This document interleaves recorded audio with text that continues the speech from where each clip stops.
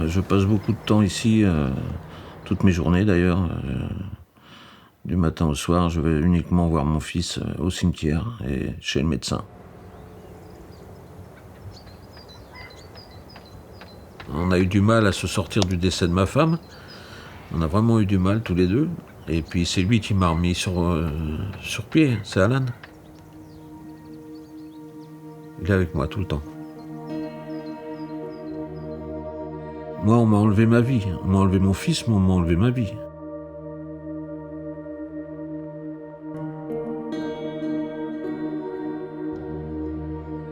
Alan était adorable. Ses passions, c'était la moto, sa voiture, son travail. Il travaillait avec moi. Il rendait service à tout le monde. Dès que quelqu'un avait besoin, il y allait, et tout le temps. Il adorait blaguer. Il faisait que ça d'ailleurs. Il avait des amis, il faisait des soirées ici, tout le monde l'aimait, Alan. Tout le monde aimait Alan. Je pense qu'il faut que tout le monde sache la vérité à ce qui s'est passé. La vérité, c'est qu'on était avec Alan tous les deux à un tournoi de billard et on devait rejoindre des amis à un camping. Et on a passé ce camping sur la route, donc Alan m'a dit je vais faire demi-tour plus loin. Et donc il a freiné un peu trop dur et la voiture a glissé parce qu'il tombait des cordes. Et voilà la police qui arrive. Ils étaient arrogants, ils nous ont pris de haut. Et ils s'en sont pris assez vite à Alan, parce que Alan a pris une bière dans son coffre. Et voilà, Alan en boit une et puis il en prend une deuxième. Et là, ils ont pris ça comme une provocation. Ils sont devenus agressifs et là, ils s'en sont pris aux mains. Et Alan s'est retrouvé assez vite au sol. Je suis arrivé, je me suis couché à côté de lui pour éviter les coups qu'il prenait. Après, quand tout s'est calmé, Alan s'est relevé, mais Alan était complètement hagard. Il n'était plus là, Alan. Quand je suis arrivé au commissariat de Saint-Malo, c'est pareil. Ils m'ont pris de haut, ils m'ont agressé. Ils m'ont mis en cellule. Et j'ai appelé mon fils qui était à 2 ou 3 cellules après moi. Et j'avais pas de réponse. Et j'ai hurlé, je l'ai appelé de toutes mes forces. Et au final, je me suis dit, il doit dormir, Alan. En fait, Alan était en train d'agoniser au sol déjà depuis plus d'1 heure. Moi, ils me l'ont dit que le lendemain matin à 10h, quand mon fils était décédé.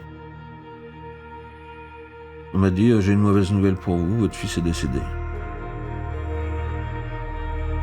Voilà comment on me l'a dit.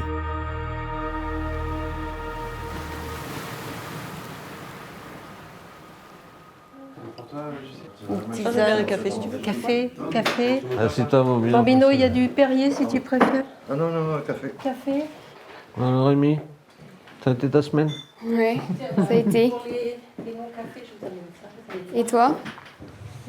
Compliqué cette semaine. C'est vrai? Ouais. Ah, il y a les fêtes qui approchent aussi. Hein? Et t'as les fêtes qui approchent. Il y a ça, et puis j'essaye de diminuer certains cachets sans l'avis des médecins. Ouais. Ça joue, hein. Ouais, c'est clair. Ouais. T'as diminué de combien là? Là, la morphine, j'ai diminué de 20 mg, là.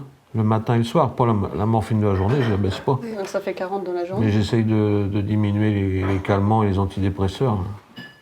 Mais ils sont puissants, hein. Ma famille et mes amis proches passent régulièrement, essayent de me changer la tête. Et puis les voitures ne pouvaient pas passer. Voilà, les gens viennent, ça me fait plaisir de les voir. Discuter de tout et de rien, mais je n'accroche pas. On a tout. Ils parlent et moi je suis plus avec eux. Je m'en veux de lui avoir dit de venir. S'il serait pas venu à Dinard, ça se serait pas passé. Salut, je m'appelle Inès, je suis journaliste à Street Press et j'ai réalisé le documentaire Violence policière, le combat des familles. Vous venez juste de voir un extrait. Dans ce documentaire, on a fait le choix de donner la parole à 5 familles qui ont perdu un proche après une intervention de police. Comme vous l'avez vu, on a été en Bretagne, mais aussi en Auvergne, dans différentes villes dites de France et même en Guadeloupe. L'histoire d'Alan, elle prouve bien que finalement ça peut arriver à n'importe qui, à n'importe quel moment, et que ça ne touche plus uniquement les quartiers populaires et que ça tend justement à concerner chacun d'entre nous. peu importe notre couleur de peau, peu importe le quartier dans lequel on vit.